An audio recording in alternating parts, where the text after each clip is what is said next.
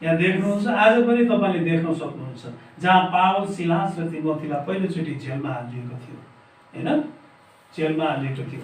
तिमोथीको बारेमा धेरै यहाँ लेखिएको छैन।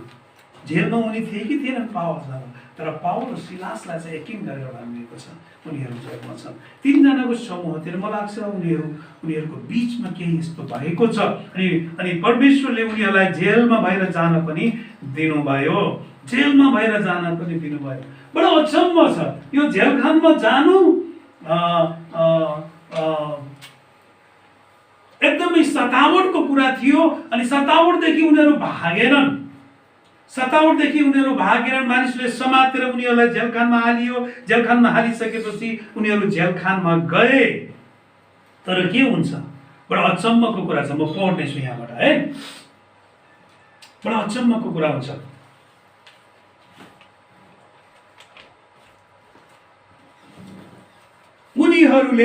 तिनीहरूलाई निकै छडी लगाएपछि तिनीहरूलाई जेलखानमा हालिदिए। जेलखानका हाकिम र कैदीहरूलाई कडा निगरानीमा राख्ने हुकुम दिए।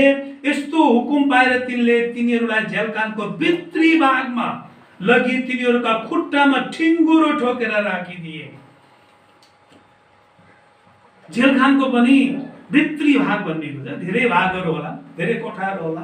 अँध्यारो कोठामा, अँध्यारो डार्क सेल भनेर भनिन्छ अहिले पनि हामी पत्र पत्रिकामा पढ्दाखेरि, हैन? अँध्यारो कोठामा लगेर राखेर उनीहरूलाई खुट्टामा ठिङ्गुरा ठोकेर राखिदिएको छ। तिनैजना जस्तो हुन लाग्छ है।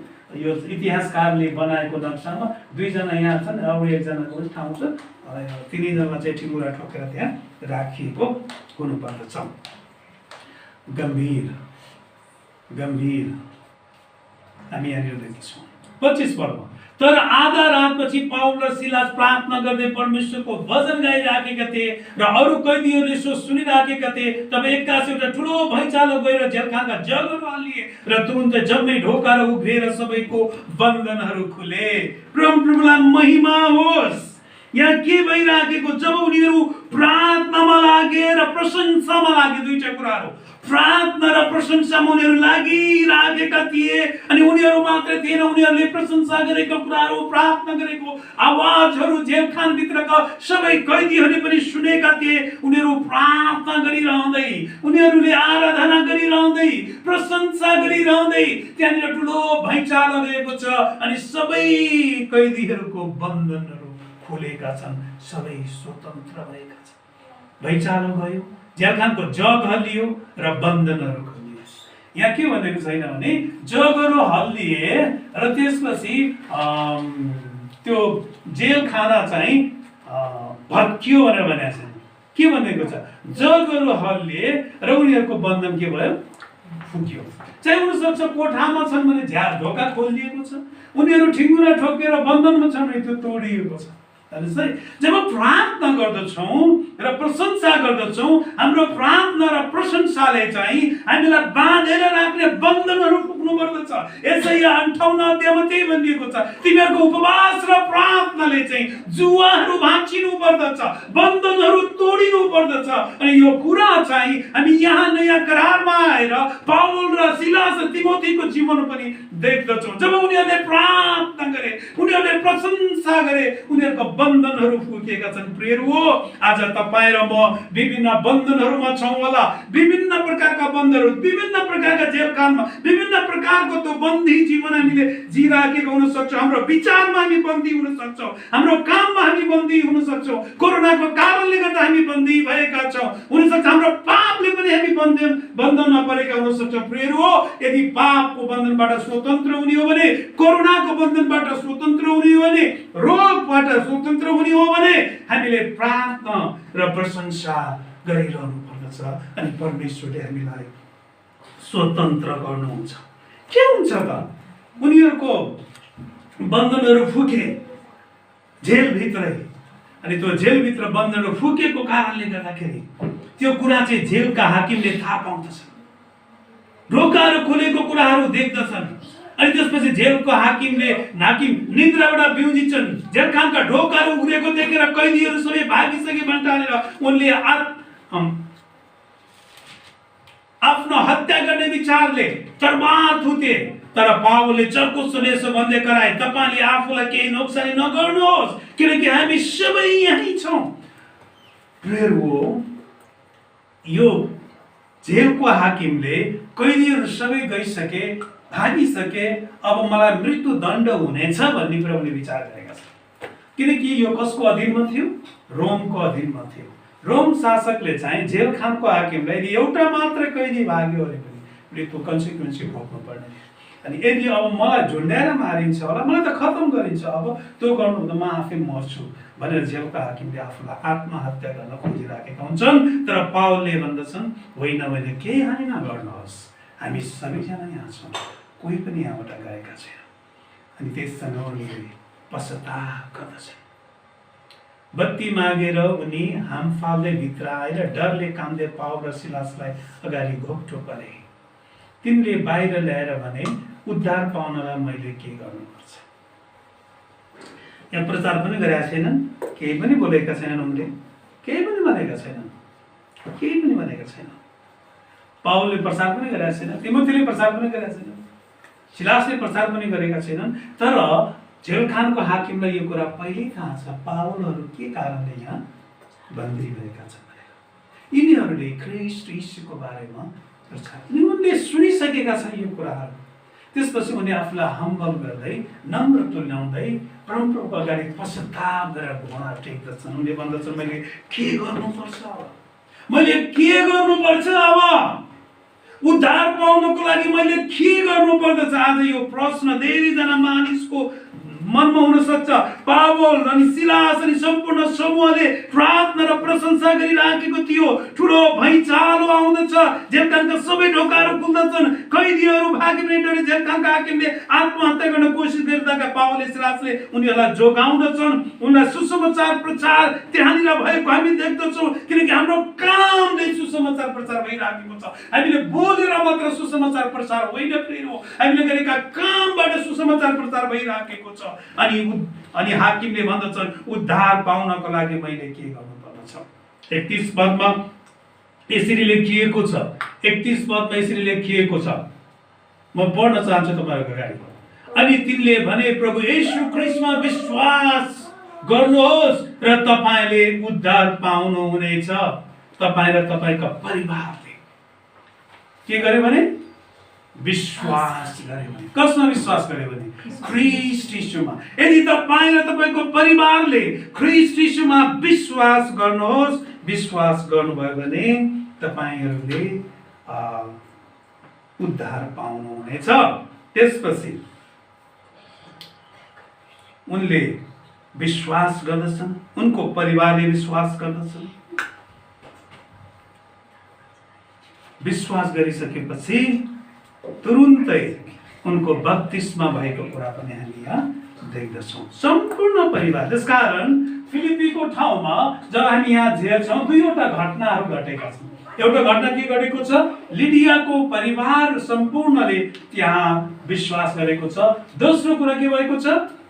जेलखानको हाकिमको सम्पूर्ण परिवारले पनि प्रभुलाई पाएको कुरा हामी यहाँ देख्दछौँ। पुरै जनाले प्रभुलाई पाएको कुरा हामी यहाँ देख्दछौँ। अनि के हुन्छ भने यो कुरा थाहा पाइसकेपछि रोमका मानिसहरूले र फिलिपीका हाकिमहरू दङ्ग पर्दछन्, अधिकारीहरू दङ्ग पर्दछन्। जेलर पनि अब के भयो? प्रभुलाई विश्वास गर्ने भयो। त्यसपछि उनीहरूले यो मानिसहरूलाई हामीले छोडिदिनुपर्छ। अन्तमा गएर उनीहरूले के देख्छन् भने यी मानिसहरू चाहिँ रोमी नागरिक रहेछन्। अब रोमी नागरिक हो भने त अब कैद गर्न मिल्दैन। यी त यहुदीहरू मात्र होइन, यिनीहरू त के पनि हुन्? रोमी नागरिक पनि हुन्। कैद गर्न मिल्दैन। यिनीहरूलाई छुटाउनुपर्छ, हामीले खोलिदिनुपर्छ, स्वतन्त्र गरिदिनुपर्छ। त्यसपछि उनीहरूलाई स्वतन्त्र गर्न खोजिन्छ। अनि पावलले के भन्छन् भने हामीलाई चिठी पठाएर स्वतन्त्र गर्ने होइन, तिमीहरूले नै हामीलाई पिटेर यहाँभित्र बन्दी बनाएका हौ भने तिमीहरू आएर हामीलाई खोल्नुपर्छ हाम्रा हदगडीहरू। पावलले त्यो राख्दछन्। त्यसपछि डर हुन्छ, त्यहाँनिर धेरै डर हुन्छ। 38 पदमा लेखिएको छ, सिपाहीहरूले हाकिमहरूलाई यी कुरा सुनाए। तिनीहरू त रोमी नागरिक रहेछन् भन्ने सुनेर उनीहरू डराए। उनीहरू गएर तिनीहरूलाई क्षमा मागे र तिनीहरूलाई बाहिर लगेर सहरमा छाडिदिन अनुरोध गरे। त्यसपछि पावल, फिलिप, सिलास र तिमोथी चाहिँ जेलखानबाट स्वतन्त्र हुन्छन् र उनी लिडियाको घरमा जान्छन्। लिडियाको घरमा गएर विश्वासीहरूलाई भेट्ने, उनीहरूलाई उत्साह दिने काम गरेर त्यहाँबाट उनीहरू चाहिँ पावल, सिलास अनि तिमोथी अम्फियापोलिस भएर अपोलोनियाको बाटो भएर उनीहरू थिस्सलुनिकेतिर जान्छन्। त्यहाँबाट उनीहरू थिस्सलुनिकेतिर लाग्दछन् है। अब पावल, सिलास र तिमोथी थिस्सलुनिके र बेरियामा जान्छन्। 17 अध्यायमा हामी चाहिँ थिस्सलुनी र बेरियामा उनीहरू गएको देख्दछौँ। समय एकदमै कम छ, धेरै कुराहरू हामीले बाँड्नु पर्ने छ यहाँनिर। म अलि छिटो छिटो जानेछु यहाँनिर। उनीहरू चाहिँ अब पावल र तिमोथी, सिलास उनीहरू चाहिँ फिलिपीबाट थिस्सलुनिका जान्छन्। थिस्सलुनिकाबाट उनीहरू बेरियामा पनि पुग्छन्, तर थिस्सलुनियामा उनीहरू अलिक केही समय त्यहाँ बसिराखेका हुन्छन्। उनीहरू थिस्सलुनिके चाहिँ थिस्सलुनी अर्को एउटा सहर हो, म्याकेडोनियाको अर्को एउटा सहर हो। यो चाहिँ रोमी शासकको एउटा महत्त्वपूर्ण सहर यसलाई पनि मानिन्छ। अनि यहाँ चाहिँ महत्त्वपूर्ण कुरा के छ भने फिलिपीमा चाहिँ सभाघर थिएन, तर थिस्सलुनिकेमा चाहिँ सभाघर थियो।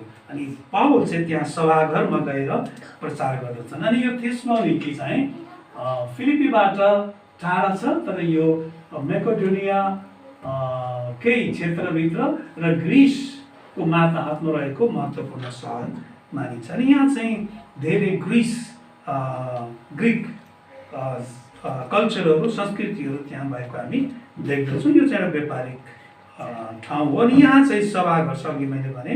त्यसकारण पावल चाहिँ कहाँ जान्छन्? अब सभाघरमा गएर सुसमाचार सुनाउन थाल्दछन्।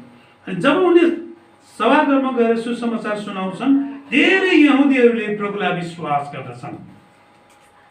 अनि उनले चाहिँ सुसमाचार सुन्ने काम चाहिँ थिस्सलुनिकेमा चाहिँ बडो अचम्मको काम हुन्छ। त्यहाँनिर उनी चाहिँ त्यहाँ गएर बहसहरू गर्न थाल्दछन्। थिस्सलुनिकेमा चाहिँ सभाघरमा गएर बाइबलबाट र परमेश्वरको वचनबाट सिकाउने र यहुदीहरूसँग बहस गर्ने कामहरू भइराखेको हुन्छ। विशेष गरेर उनले ख्रीष्ट यीशु चाहिँ मसीह हुनुहुन्छ, उहाँले दुःख भोग्नु पर्ने थियो, उहाँ कुटिनु पर्ने थियो, उहाँ क्रुसमा मर्नु पर्ने थियो, उहाँ गाडिनु पर्ने थियो, उहाँ बौरी उठ्नु पर्ने थियो भन्ने विषयमा प्रमाणहरू सहित त्यहाँ थिस्सलुनिका मानिसहरूलाई बताउनुहुन्छ। यो ठाउँ चाहिँ बडो अचम्म प्रकारले त्यहाँनिर पावलले बहस गरिराखेको ठाउँ हामी यहाँ देख्दछौँ। यही ठाउँ हो जहाँ पावल, तिमोथी र सिलासलाई त्यहाँका मानिसहरूले के भन्दछन् भने संसारलाई उलट पुलट गर्ने मानिसहरू त यहाँ पनि आएछन् भनेर पहिलोचोटि यही ठाउँमा थिस्सलुनिकामा आएर मानिसहरूले उनीहरूलाई भन्दछन्। त्यसपछि त्यहाँ दुईटा भाग हुन्छ। थिस्सलुनिका यहुदीहरू एकातिर, गैर यहुदीहरू एकातिर, पावललाई पछाउने मानिसहरू एकातिर, पावललाई नपछाउने सभाघरका मानिसहरू अर्कोतिर। अनि त्यहाँ केही मानिसहरूले चाहिँ पावलको शिक्षा र विशेष गरेर ग्रिक मानिसहरू जो महिलाहरू थिए तिनीहरू प्रभु पावलको पछि लागिराखेका हुन्छन्। तर केही यहुदीहरूले चाहिँ बदमास मानिसहरूलाई भेला गरेर पावलको विरुद्धमा लैजान्छन्। खैला बैला हुन्छ त्यहाँनिर है। दुष्ट मानिसहरू सहभागी हुन्छन्। यहुदीहरूले दुष्ट मानिसहरूलाई भेला गरेर सहरमा भिड जम्मा गर्छन्। पावल, सिलास र उनीहरूको समूहको विरुद्धमा आक्रमण गर्छन्।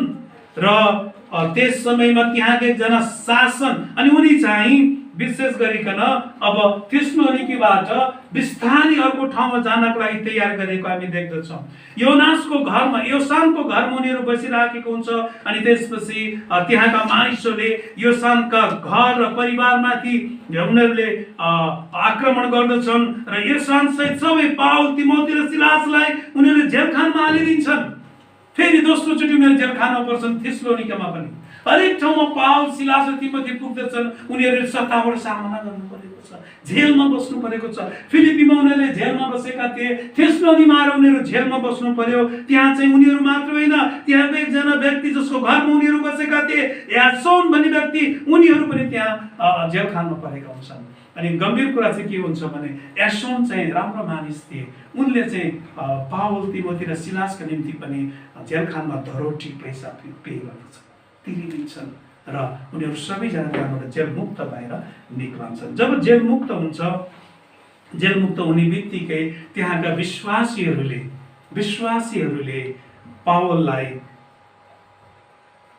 पावल र सिलासलाई, तिमोथीलाई अब तपाईँहरू यहाँ नबस्नुहोस् भनेर उनीहरूलाई बेरियातिर पठाउँछन्। बेरियामा उनीहरू जान्छन्। त्यहाँबाट उनीहरू चाहिँ बेरियातिर उनीहरू लागेका हुन्छन्। बेरियातिर लाग्यो। बेरिया थिस्सलुनी र बेरिया चाहिँ नजिकको ठाउँ, धेरै टाढाको ठाउँ होइन। अनि बेरिया भन्ने ठाउँ चाहिँ जहाँ सभाघर नजिकै थियो, त्यो बेरियामा उनीहरू पुग्दछ। 17 अध्यायको 10 देखि 15 पदमा हामीले हेऱ्यौँ भने यो कुरा त्यहाँ पाउँदछौँ। रातारात थिस्सलुनीबाट पाउल र सिलासले बेरियामा पुर्याइन्छ। उनीहरू सभाघरको नजिकै गएर त्यहाँ सुसमाचार सुनाउन थाल्दछन्। जहाँ जान्छन् उनीहरूले सुसमाचारलाई पहिलो प्राथमिकता छ। यहुदी थिस्सलुनीको भन्दा असल मानिसहरू थिए। त्यहाँनिर उनीहरू खुल्ला विवेक भएका मानिसहरू थिए। उनीहरू बहस गर्न चाहन्थे, छलफल गर्न चाहन्थे। अनि गैर यहुदीहरू, महिलाहरूले पनि विश्वास गरे बेरियामा। अनि बेरियामा का मानिसहरू चाहिँ आदर्श मानिसहरू थिए, एकदमै भद्र मानिसहरू थिए। थिस्सलुनीकाको जस्तो मानिसहरू थिएनन् बेरियामा, बडो सभ्य मानिसहरू थिए। तर जब पावल र सिलास त्यहाँ गएर बेरियामा धेरै मानिसलाई परमेश्वरको वचन सिकाएर त्यहाँ धेरै मानिसहरूले प्रभुलाई ग्रहण गरेको छन् भन्ने कुरा थाहा पाइसकेपछि फेरि थिस्सलुनीकाबाट मानिसहरू बेरियामा जान्छन्। थिस्सलुनीकामा सुसमाचारको विरोध गर्ने मानिसहरू बेरियामा जान्छन् र तिनीहरूले बेरियाका मानिसहरूलाई उठाएर पावल र सिलासलाई त्यहाँबाट लखट्ने प्रयास गर्दछन्। त्यहाँबाट खेदो गरिराखेका हुन्छन्। प्रियहरू, आज पनि मण्डली सताइएको छ। मण्डलीमाथि खेदो आएको छ। मण्डली दुःख र कष्टमा छ। मण्डली एकदमै अप्ठ्यारोमा परिराखेको छ। विभिन्न धर्मका मानिसहरूले मण्डलीमाथि सतावट गर्छन्। मण्डलीको शिक्षामाथि निरन्तर आक्रमण भइराखेको छ। सरकार र राजनैतिक दलहरूले उनीहरूको विचारले पनि मण्डलीमा आक्रमण गरिराखेको छ। त्यसपछि के हुन्छ त भन्दा बडा गम्भीर छ। बेरियाबाट पावल एथेन्समा जान्छन् है। बेरियाबाट पावल एथेन्समा जान्छन्। पावल एथेन्समा, बेरियाबाट मैले पावल एथेन्समा भने, तर सिलास र तिमोथी चाहिँ कहाँ? एथेन्स चाहिँ दार्शनिकहरूको आखाडा हो है। अघि भने यो ग्रिसबाट तल हामी देख्दछौँ, ग्रिससँग जोडिएको। यद्यपि यो कोरिन्थको नजिक भए तापनि कोरिन्थ चाहिँ अखैयाको ठाउँ हो। यिनीहरू चाहिँ बढी दर्शन शास्त्रहरू हुने, बुद्धिजीवी मानिसहरू हुने, त्यहाँ चाहिँ धेरै पढे लेखेका मानिसहरू हुने, बहस गर्ने, यस्तो खालको चलन चाहिँ एथेन्समा थियो है। एथेन्समा थियो। अब थिस्सलुनीकाबाट एथेन्समा पावल आउँछन्, तर सिलास र तिमोथी चाहिँ आउँदैन। विचार गर्नुहोस्, उनीहरू कहाँ गएका थिए? फिलिपीबाट उनीहरू थिस्सलुनीका आए। जमिन हुँदै उनीहरू आए। त्यसकारण जमिन हुँदै आउँदाखेरि उनीहरूलाई खर्च लाग्दैन थियो, यात्रा गर्नु परेन होइन। खानेकुराहरू मानिसले दिन्थे, खान्थे। अनि फिलिपीमा आउँदाखेरि त्यहाँ धनी मानिसहरूसँग उनको सम्बन्ध भयो। को थियो धनी मानिस? लिडिया थिए। अनि अर्को को थियो धनी मानिस? जेलर थिए होइन। उनीहरूले धेरै पैसा, उनीहरूले सहायता गरे। अनि उनीहरू यात्रा गर्दै जमिनको यात्रा हिँड्नु हो अनि खानु मात्रै होइन। उनीहरू थिस्सलुनीकामा आए। तर थिस्सलुनीकामा आइसकेपछि उनीहरू कहाँ आउनु पर्थ्यो? अब एथेन्समा। एथेन्समा आउँदाखेरि कसरी आउनु पर्थ्यो? जमिनमा हिँडेर हो? होइन, समुद्री यात्रा गरेर आउनु पर्थ्यो। अनि पावलसँग पैसा थिएन, सिलाससँग पैसा थिएन, तिमोथीसँग पैसा थिएन। उनीहरू गम्भीर अवस्थामा थिए। उनीहरूसँग भएको पैसाले चाहिँ एक जग्गा मात्र यात्रा गर्न पर्थ्यो। त्यसकारण सिलास र तिमोथीलाई थिस्सलुनीमै छोडेर पावल चाहिँ एथेन्समा आउँछन्। अझ विशेष गरेर भन्ने हो भने त यहाँ के पनि भनिएको छ भने फिलिपीको किताब हामीले पढ्यो भने के पाउँछौँ भने पावललाई यहाँ पठाइन्छ, तर सिलास र तिमोथी चाहिँ फिलिपीमा फर्किन्छ है। उनीहरू कहाँ फर्किन्छन्? फिलिपीमा जान्छन्। हिँडेर जान मिल्थ्यो, फिलिपीमा जान्छ है। अनि त्यसपछि पावल एक्लै चाहिँ ती एथेन्समा हुन्छन्। अनि पावल एक्लै एथेन्समा हुँदाखेरि पावलले एथेन्स चाहिँ यस्तो सहर हो, एथेन्स शिक्षा संस्कृति र दर्शन शास्त्रको केन्द्र नै थियो त्यतिखेर। कला र मूर्तिको लागि त अखैया र भरि नै प्रख्यात ठाउँ थियो एथेन्स त है। अनि पावल एथेन्समा आइसकेपछि उनी एथेन्सको भ्रमण गर्छन्, हेर्छन्, विचार गर्छन्, उनी सभाघरमा जान्छन्, सबैतिर हेर्छन्, त्यहाँ मूर्ति नै थियो त्यो देशमा, धेरै मूर्तिहरू थिए हैन। अनि देशमा उनी एकदमै व्याकुल हुन्छन् त्यो ठाउँमा, मूर्तिहरूको बीचबाट सुसमाचारको प्रचारको अवसरहरू उनले खोज्दछन्। सभाघरहरूमा गएर यहुदीहरूसँग उनले बहस गर्छन्, चोकमा बजारमा मानिसहरूसँग दिनौँ छलफल गर्छन्, बहस गर्दछन्। धेरै दर्शन शास्त्रका मानिसहरूले त्यहाँ गएर पावलको कुराहरू सुन्छन्, तर पावललाई विश्वास गर्दैन। अनि के भन्छन्, तिम्रो कुरा राम्रो छ, हामी सुन्छौँ, यो नयाँ कुरा लिएर आयौ, यो सुसमाचार जब उनीहरूले सुन्छन्, नयाँ कुरा छ, हामी सुन्छौँ। त्यहाँ यस्ता मानिसहरू पनि थिए, एपिक्युरी र स्टोइकी जस्ता दार्शनिक मानिसहरू, जो चाहिँ संसारभरि प्रख्यात मानिसहरू हुन्। यस्ता प्रख्यात मानिसहरू पनि त्यहाँ थिए। अनि पावलले ती व्यक्तिहरूसँग बहस गर्छन्। उनीहरूले भन्छन्, ल अब बहस गर्ने नै हो, छलफल गर्ने नै हो भने तिमी चाहिँ अब एरियोपागसमा आउनु पर्दछ। अनि त्यसपछि उनीहरूले पावललाई कहाँ लिएर जान्छन्, एरियोपागसमा लिएर जान्छन्। एरियोपागस भनेको चाहिँ रङ्गशाला हो है, नेपालीमा बोल्दाखेरि बुझ्दाखेरि रङ्गशाला भन्नुपर्छ। एरियोपागस ग्रीक शब्द हो, त्यसको अर्थ चाहिँ रङ्गशाला भयो। अनि रङ्गशालामा गएर सबै मानिस, यो चाहिँ ग्रीकहरूको निम्ति, एथेन्सको मानिसहरूको निम्ति चाहिँ पहाडतिर सहरदेखि अलिकति बाहिर, सभाघरदेखि अलिकति बाहिर त्यहाँ बनाइएको थियो। अनि जहिले पनि दार्शनिकहरू चाहिँ त्यहाँ गएर कुनै पनि नयाँ विषयमा बहस गर्दथे। अनि त्यो ठाउँमा अर्को भाषामा पनि यो एकाडेमिक ठाउँ पनि थियो। अनि त्यहाँ बहस गर्नको लागि पावललाई बोलाइन्छ। अनि पावलले चाहिँ त्यहाँका दार्शनिकहरूसँग सुसमाचार प्रचार गर्छ। उनको वचन चाहिँ बडो गम्भीर प्रकारले उनले वचन प्रचार गर्दछन्। अनि हामीले हेर्यौँ भनेदेखि 17 अध्यायको 16 देखि 34 सम्म हेर्यौँ भनेदेखि त्यहाँ पावलले यति मजासँग वचन प्रचार गर्छन्। उनी त्यहाँ 5 वटा बुँदाहरूको प्रचार गरेका हुन्छन्। पहिलो कुरा उनले के भन्दछ भने परमेश्वर सारा ब्रह्माण्डका सृष्टिकर्ता हुनुहुन्छ, जो चाहिँ यहुदीहरूले दर्शन शास्त्रका मानिसहरूले बुझ्न पर्ने थियो। परमेश्वर को हुनुहुन्छ भन्ने कुरा, उहाँ सारा ब्रह्माण्डका सृष्टिकर्ता हुनुहुन्छ। परमेश्वर जीवनका पालनहार हुनुहुन्छ। हामीलाई जीवन दिने उहाँ नै हो, अनि हामीलाई जीवित बनाउने उहाँ नै हो। तेस्रो कुरा उहाँले त्यहाँ राख्नु भएको छ, परमेश्वर सबै देशका शासनकर्ता हुनुहुन्छ। उहाँले सबै देशहरूमाथि, किनकि संसारमा उहाँले सृष्टि गर्नुभएको, अनि संसारमाथि उहाँले अधिकार गर्नुहुन्छ। परमेश्वर मानव जातिका पिता हुनुहुन्छ। यहुदीहरूले अनि ती दर्शन शास्त्र दार्शनिकहरूको निम्ति चाहिँ उनीहरूले धेरै फिलोसफीको कुराहरू गरिराखे, ज्ञानका कुराहरू गरिराखे, तर ती सबै ज्ञानलाई नाश गर्ने, ती सबै ज्ञानलाई मात गर्ने, ती ज्ञानहरू प्रदान गर्ने मानिस जातिका पिता चाहिँ परमेश्वर हुनुहुन्छ। अनि अन्तिम कुरा उहाँले भन्नुभयो, परमेश्वर संसारका न्यायकर्ता हुनुहुन्छ। तपाईँ के बोल्दै हुनुहुन्छ, म के बोल्दैछु, ठुलो कुरा होइन। यी सबै कुराको न्याय कसले गर्नुहुन्छ, परमेश्वर गर्नुहुन्छ। जब यो वचन सुनाए त्यसपछि दुईटा प्रतिक्रियाहरू हामी देख्दछौँ। एउटा प्रतिक्रिया चाहिँ विशेष गरेर उहाँको पुनरुत्थान, ख्रीष्ट यीशुको पुनरुत्थानको बारेमा जब उनीहरूले सुने, मानिसले दुईटा प्रतिक्रिया गरे। कतिले चाहिँ गिल्ला गरे, तर कतिले चाहिँ परमेश्वरको वचन सुने, प्रतिज्ञालाई सुनेर विश्वास गरे, परमेश्वरको वचनलाई विश्वास गरे। पावललाई, पावलको शिक्षालाई, पावलको सिद्धान्तलाई, पावलको दर्शनलाई मानिसहरूले विश्वास गरे। हामी यहाँबाट के सिक्छौँ एथेन्समा भनेदेखि, एथेन्समा हामीले हेऱ्यौँ भनेदेखि परमेश्वर सर्वशक्तिमान परमेश्वर हुनुहुन्छ। हामी उहाँका सन्तानहरू हौँ।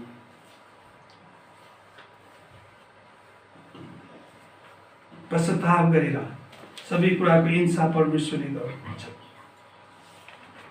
र ख्रीष्ट यीशु परमेश्वरबाट नै पुनरुत्थान हुनुभयो। तीनवटा प्रतिक्रियाहरू यो एरियोपागस भन्ने ठाउँबाट आएको हामी देख्छौँ। पहिलो कुरा चाहिँ रिजेक्सन। कति मानिसहरूले पावलको सुसमाचारलाई रिजेक्ट गरे, इन्कार गरे, उनीहरूले गिल्ला पनि गरेका छन्। कतिजनाले चाहिँ रिलक्टेन्स उनीहरूमा छ, अनिच्छा गर्नु। ठिकै छ, उनले भनेको कुराहरू राम्रै हो, तर अब हामीलाई त्यो विश्वास गर्नैपर्छ भन्ने के छ र भनेर कतिले गरे होइन। कतिले भने हामी फेरि सुन्छौँ है तिम्रा कुरा पनि भनेका छन्, तिम्रो कुरा फेरि सुन्छौँ हामी भनेका छौँ, अर्को मौका दिन्छौँ तिमी आएर यो ठाउँमा फेरि तिमीले बहस गर्नुपर्छ। रिलक्टेन्स भयो, अनुचित थियो उनीहरू, तर कतिले चाहिँ ग्रहण गरे, त्यही नै स्वीकार गरे, रिसेप्सन उनीहरूले ग्रहण गरे, उनीहरू उनीसँगै रहे, उनीहरूलाई विश्वास गरे र उनसँगै उनको यात्रामा लागे भनेको त्यतिखेर अरियोपागसबाट नै ती मानिसहरू चाहिँ पावलको पछि लागे।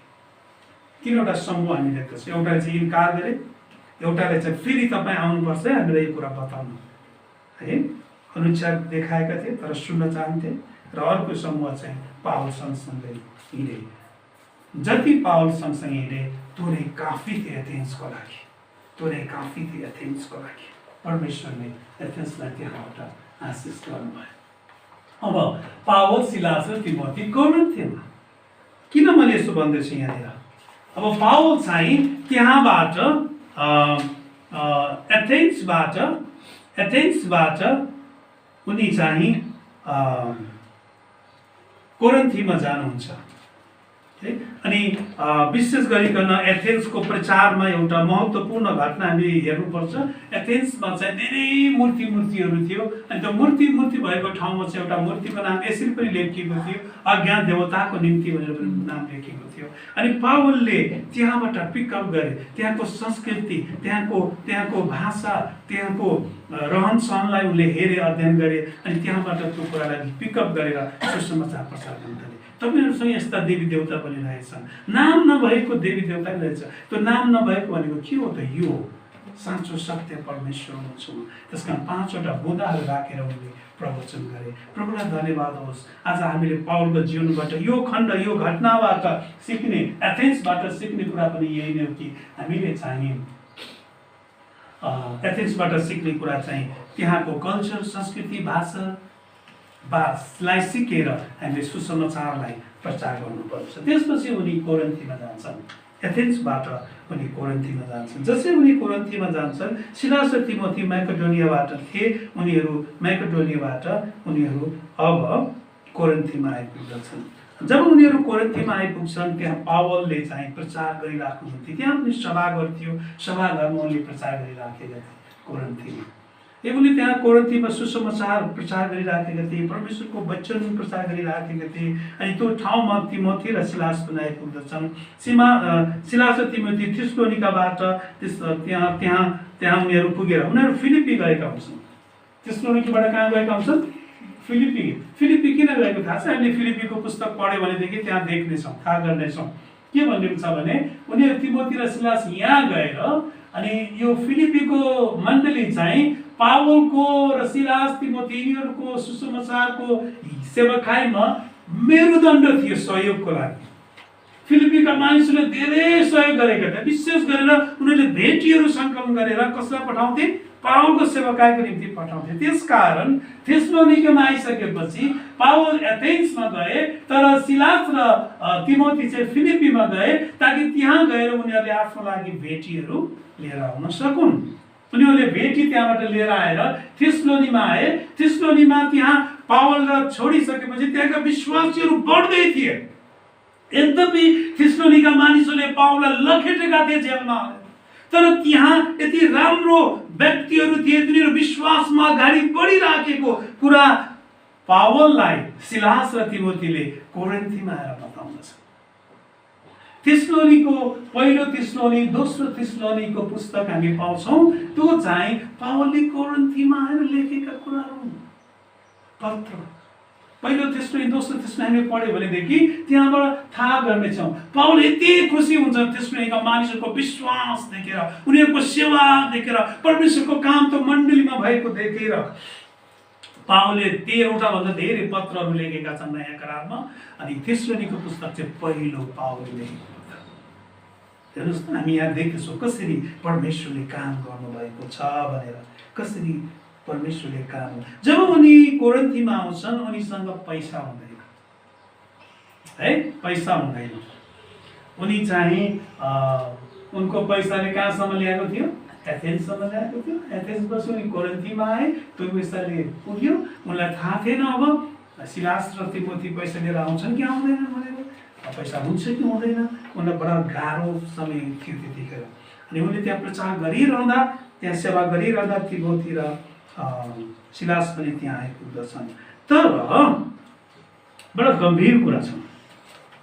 म एउटा खण्ड पढ्छु, प्रेरित 18 अध्यायको 9, 10 र 11 पद पढ्न चाहन्छु। यसरी लेखिएको छ, एक रात दर्शनमा प्रभुले पावललाई भन्नुभयो, उहाँ कोरिन्थीमा हुनुहुन्थ्यो त्यस समय, दर्शन देख्नुभयो। प्रभुले पावललाई भन्नुभयो, नडराऊ तर बोल्दै जाऊ, भनेको प्रचार गर्दै जाऊ, सिकाउँदै जाऊ र चुप नलाग, किनकि म तिम्रो साथमा छु र कसैले तिमीले आक्रमण गरेर हानि गर्न सक्ने छैन, किनकि एक सहरमा मेरा धेरै मानिसहरू छन्। अनि परमेश्वरको वचन सिकाउँदै पावल 1 वर्ष 6 महिनासम्म तिनी कोरिन्थीमा बसे। यो लामो समय थियो। कोरिन्थीमा कति बसे पावल? 1 वर्ष 6 महिनासम्म, 1.5 वर्षसम्म पावल कोरिन्थीमा बसेका छन्। परमेश्वरले के भन्नुभएको छ? नडराऊ, तिमी बोल्दै जाऊ, प्रचार गर्दै जाऊ, तिमीलाई कसैले पनि आक्रमण गर्ने छैन, हानि गर्न सक्ने छैन, किनकि यस सहरमा तिम्रो निम्ति मैले मेरा मानिसहरू राखेको छु। तिम्रो निम्ति मेरा मानिसहरू राखेको छु। परमेश्वर कसरी तपाईँ र मेरो निम्ति बोल्नुहुन्छ वचनबाट। कुनै ठाउँमा हामी जान्छौँ, जब प्रभुले बोलाउनुहुन्छ, उहाँको बोलावटमा हामी हिँड्छौँ भने परमेश्वरले हाम्रो निम्ति मानिसहरू राख्नुहुन्छ ठाउँ ठाउँ। उहाँको योजना, उहाँको बन्दोबस्त कतिचोटि हामी बुझ्दैनौँ कि यो ठाउँमा, यो कोरिन्थीको ठाउँमा परमेश्वरले विशेष गरिकन बडो अचम्मको एउटा परिवारलाई राख्नु भएको थियो। तपाईँ हरेक ठाउँमा हेर्नुहोस्, फिलिपीमा परमेश्वरले कसलाई राख्नु भएको थियो? लिडियालाई राख्नु भएको थियो, जेलरलाई राख्नु भएको, एथेन्समाको त्यहाँ यसन भन्ने व्यक्ति थिए, त्यसलाई राख्नु भएको थियो। जब हामी कोरिन्थीमा आउँदछौँ, कोरिन्थीमा अर्को एउटा परिवारलाई परमेश्वरले पहिले नै राख्नु भएको थियो। त्यो परिवार चाहिँ हो अकिलास र प्रिस्किलाको परिवार। परमेश्वरले कोरिन्थीमा अकिलास र प्रिस्किलाको परिवारलाई त्यहाँ पहिले नै राख्नु। यी मानिसहरूले यरुशलेममा प्रभुलाई ग्रहण गरेका थिए अनि यिनीहरू कोरिन्थीमा गएर बसेका थिए। यिनीहरू व्यवसाय गर्ने मानिसहरू थिए। अकिलास र प्रिस्किलाले त्यहाँनिर पालहरू बनाउने काम गर्दथे, बडा धर्मी मानिसहरू थिए। अनि पावल चाहिँ 1 वर्ष 6 महिनासम्म त्यहाँ बसेर सेवा गरिराख्नुहुन्थ्यो। अनि त्यो ठाउँमा चाहिँ पावलले त्यति लामो समय बस्न पाउनु र पावलसँग पैसा थिएन त्यतिखेर। उनी पैसा नभएको कारणले खर्च जुटाउनु पर्ने थियो यात्राको लागि र सेवाकाईको लागि। अनि जब अकिलास र प्रिस्किला भेट्दछन्, उनीहरू पाल बनाउने पेशा गर्दथे। त्यसै बेला पावल पनि उनीहरूसँग जोडिन्छन् र पावलले पनि पाल बनाउने काम गर्दछन्। अनि पावल चाहिँ सदस्य अथवा फरिसी भए तापनि उनको सिप चाहिँ पाल बनाउने थियो। अनि उनले त्यो परिवारसँग मिलेर पाल बनाउने काम गर्छन्, व्यवसाय गर्न थाल्दछन्। त्यहाँनिर पावलले चाहिँ व्यवसाय गरेको हामी देख्दछौँ है। अकिलास र प्रिस्किलाको घरमा बसेर अनि त्यहाँनिर सुसमाचारको काम पनि उहाँले गरेका गर्दछन्। उनले पाल बनाउने काम पनि त्यहाँ गर्छन्। लामो समयसम्म बसेर प्रभुको काम 1 वर्ष 6 महिनासम्म त्यहाँ बसेर उनीहरूले काम गरेका हुन्छन्। 1 वर्ष 6 महिनासम्म धेरै प्रभुको सेवा गरिसकेपछि उनले यहाँबाट थिस्सलुनिकेलाई पत्र पनि लेखेको हामी देख्दछौँ। र यो ठाउँमा एउटा घटना घट्दछ। के घटना घट्छ भने त्यहाँका यहुदीहरूले फेरि पावलको विरुद्धमा उजिर गर्छन् त्यहाँको शासकलाई। अखैयाका शासक गलियोन भन्ने शासक थिए। गलियोन भन्ने शासकलाई उनीहरूले उजिर गर्दछन् है। अनि यो वास्तवमा भन्यो भने यो चाहिँ यो नक्सा यहाँ देख्नुहुन्छ। यो नक्सा चाहिँ गलियोनले चाहिँ त्यहाँका यहुदीहरूले गरेको उजुरीको कारणले गर्दा त्यहाँनिर उनले बहस गर्छन्। अनि गलियोन चाहिँ यति राम्रो व्यक्ति हुन्छन्, यति धार्मिक व्यक्ति हुन्छन्, प्रभुले गलियोनलाई नि प्रयोग गर्नुहुन्छ त्यो ठाउँमा, कहिले शासकलाई पनि प्रयोग गर्नुहुन्छ प्रभुले। अनि गलियोनलाई चाहिँ प्रभुले प्रयोग गर्नुहुन्छ। जब यहुदीहरूले भन्दछन् कि यिनले चाहिँ यीशुको बारेमा सिकाउँदछन्, यिनले चाहिँ रोमको विरुद्धमा शिक्षा दिन्छन्, अनि हामीलाई चाहिँ यीशुको पछि लाग्नु भनेर सिकाउँदछन्, त्यसपछि गलियोनले के भन्दछन् भने ओ यो कुरा चाहिँ शासनको विरुद्धमा होइन रहेछ, यो त सलाहको विरुद्धमा रहेछ, यो त धर्मको कुरा रहेछ, त्यसमा यो धर्म कर्मको कुरा म हेर्दिनँ, तिमीहरू आफै हेर। यहुदी धर्मगुरुहरूलाई पनि झिक्न दिन्छ। अनि सभाघरमा हुँदै गर्दाखेरि त्यहाँका मानिसहरूले सोस्थेनस भन्ने एकजना फरिसी हुन्छन्, धर्मगुरु हुन्छन्। सोस्थेनस भन्ने फरिसीलाई चाहिँ त्यही अदालतको अगाडि नै उनीहरूले उठिदिन्छन्, मानिसहरूले पावललाई सुरक्षित बनाउँदछन्। यसरी एथेन्स कोरिन्थमा 1.5 वर्षसम्म बसेर पावल र सिलास तिमोथीले त्यहाँनिर ठुलो काम गरेको हामी देख्दछौँ। हामी अन्तमा आइपुगेका छौँ। आज अब हामी 18 अध्यायको बाँकी भागलाई हेर्दैछौँ। विशेष गरिकन पावल चाहिँ अब कोरिन्थीबाट उनी कहाँ जान्छन् त? फिलिपीमा, एफिससमा उनी जान्छन्। अब उनको दोस्रो सुसमाचार यात्रा यहाँनिर अन्त हुँदै गइराखेको छ। पावल एफिससबाट बिस्तारै त्यहाँबाट पनि उनी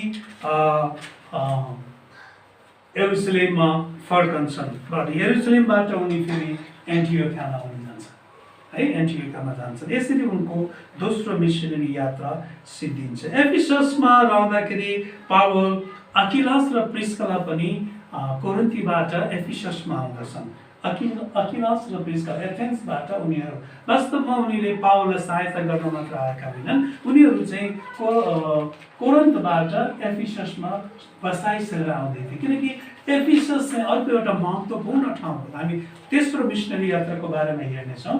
अनि अकिलास र प्रिस्कालाले आफ्नो व्यवसाय चाहिँ एक्सपेन्सन गरेर, वृद्धि गरेर उनीहरूले एफिससमा लिएर आइराखेका थिए। तिनीहरू त्यहाँ बसोबास गर्न थाल्छ। उनीहरू किंक्रिया हुँदै होइन एउटा घटना घट्छ। एफिससमा आउँदै गर्दाखेरि किंक्रिया भन्ने ठाउँ पुगिन्छ। अनि त्यहाँ पावलले चाहिँ आफ्नो कपाल खौरिन्छ। किंक्रियामा चाहिँ उनले आफ्नो कपाल खौरिन्छ। थाहा छैन के कारणले कपाल खौरिए, तर विभिन्न एजम्पसनहरू हामीले हेर्न सक्छौँ। किनकि पावल चाहिँ यहुदी शिक्षामा बढेको हुनाले उनले चाहिँ नाजरी पनि भएको हुनुपर्छ त्यस समयमा, यो मिसनरी यात्राको लागि। नाजरी भनेको के हो भने, यदि हामीले प्रस्थानको पुस्तकमा हेऱ्यौँ भने, त्यहाँ गन्तीको पुस्तकमा हेऱ्यौँ भने हामी देख्दछौँ गन्ती 6 अध्यायमा कि नाजरी भनेको जब प्रभुको कामको निम्ति, परमेश्वर याहवेको कामको निम्ति अलग गरिन्छ, त्यस समय चाहिँ दाखरस केही पनि खाँदैन, उसले आफ्नो कपाल पालेको हुन्छ। 1 वर्षसम्म उसले त्यो राखेर अनि मात्र उसले त्यो कपाल फाल्दछ। त्यो पनि ठिक डेटमा मिति दिएको हुन्छ। अनि ऊ मन्दिरमा गएर कपाल खौरिनु पर्ने हुन्छ। त्यसैगरी उनी पनि प्रभुको काममा निक्लेको हुनाले हुनसक्छ उनले चाहिँ नाजरी जीवन जिउँदै थिए। अनि कति वर्ष उनी यहाँ बसेका छन्? 1.5 वर्ष उनी कोरिन्थीमा बसेका छन्। उनले धेरै जीवनमा दुःखहरू पाए, जेल नेलहरू उनले सहनु पर्यो। त्यसको साथ उनले प्रभुको कामको निम्ति आफूलाई अझ धेरै परिपक्व बनाउन चाहन्थे। उनी नाजरी थिए। अनि एफिससमा आउँदै गर्दा उनले किंक्रिया भन्ने ठाउँमा चाहिँ आफ्नो कपालहरू खौरे र उनी चाहिँ अब प्रभुको कामको निम्ति नाजरीबाट विजय जीवन लिएको हुनसक्छ। त्यसपछि उनी एफिससमा पुगिसकेपछि त्यहाँ चाहिँ अकिला र प्रिस्काला त्यहीँ बस्दछन्। उनीहरूले त्यहीँ बसोबास गर्न थाल्दछन्। अनि उनीहरूको घरबाट एफिससको मण्डली सुरुवात हुन्छ। प्रभुलाई महिमा होस् है। उनीहरू कहाँबाट आएका हुन्? कोरिन्थीबाट आएका हुन्छन्। उनीहरू कहाँ आउँछन्? एफिससमा बस्छन्। एफिससको मण्डली भने तपाईँले पाउनुहुन्छ नि बाइबलमा। त्यो मण्डलीको सुरुवात कसको घरबाट भएको? अकिलास र प्रिस्कालाको घरबाट मण्डलीको सुरुवात भएको। उनीहरू चर्च प्लान्टर्स भन्छ है, त्यहाँबाट मण्डलीको सुरुवात हुन्छ। अनि पावल चाहिँ उनीहरूलाई त्यहाँ छोडेर यरुसलेम आउनुहुन्छ। अनि यरुसलेमबाट उनीहरू एन्टियोखमा जाँदछन्। परमेश्वरले उनीहरूको जीवनमा ठुलो आशिष गर्नुभएको छ। अन्तमा अन्तमा आएर आज तपाईँ र मैले विचार गर्ने यति ठुलो पावलको यात्रालाई, यति ठुलो पावलको दोस्रो सुसमाचार यात्रालाई हेर्दाखेरि तपाईँ र मैले आज विचार गर्नुपर्छ हाम्रो जीवनको निम्ति। किनकि जब पावलको सुसमाचार यात्रालाई हामी हेर्दछौँ, यसले मण्डलीहरूमा ठुलो प्रभाव गरेको छ, यसले मण्डलीलाई उत्साह दिने काम गरेको छ। किलिकियाका मण्डलीहरूलाई यसले उत्साह दिएको छ, गलातीका मण्डलीहरूलाई यसले उत्साह दिएको छ। यहाँनिर डर्बीमा, लुस्त्रामा, पिसिदियामा, आइकोनियामा, यी गलातीका ठाउँहरूमा नयाँ जागृति आएको छ। यहाँबाट मानिसहरूबाट, मण्डलीहरू, विश्वासीहरू प्रभुको काममा अझ धेरै उत्साहित भएका छन्। तिमोथी यहाँबाट निक्लेर प्रभुको काममा यो यात्रामा यात्रा गरेका थिए। त्यसपछि त्यति मात्र होइन, धेरैजना धेरै ठाउँमा पावलले मण्डली स्थापना गरे। गलातीका ठाउँमा मात्र होइन, उनी मेकेडोनियामा गए, अनि फिलिपीको मण्डली स्थापना भयो, थेसलोनिको मण्डली स्थापना भयो, बेरियामा मण्डली स्थापना भयो, एथेन्समा मण्डली स्थापना भयो, कोरिन्थीमा मण्डली स्थापना भयो। यी ठाउँहरूमा मण्डली स्थापना गर्ने काम उनले गरे। त्यति मात्र होइन प्रियरो, आज परमेश्वरको वचनले तपाईँ र मलाई सिकाउँदै गर्दाखेरि पावलको जीवनमा अरू भाइहरूलाई पनि धेरै चेलापन बनाउने काम भएको छ। जस्तै गरेर सिलासलाई चेलापन बनाउने काम भयो यो यात्रामा, तिमोथीलाई चेलापन बनाउने काम भयो यो यात्रामा, लुकालाई चेलापन बनाउने काम भयो यो यात्रामा, अकिलास र प्रिस्किलालाई चेलापन बनाउने काम भयो। यी व्यक्तिहरू अगुवा व्यक्तिहरू निक्लेका छन्, पास्टर अगुवाहरू बनेका छन्। अनि अकिलास र प्रिस्किलाले एफेससमा आएर मण्डलीको सुरुवात उनीहरूले गरेका छन्। यी भाइहरू मात्रै होइन, विश्वासीहरू पनि एकदमै प्रभावित भएका छन् यो यात्राबाट।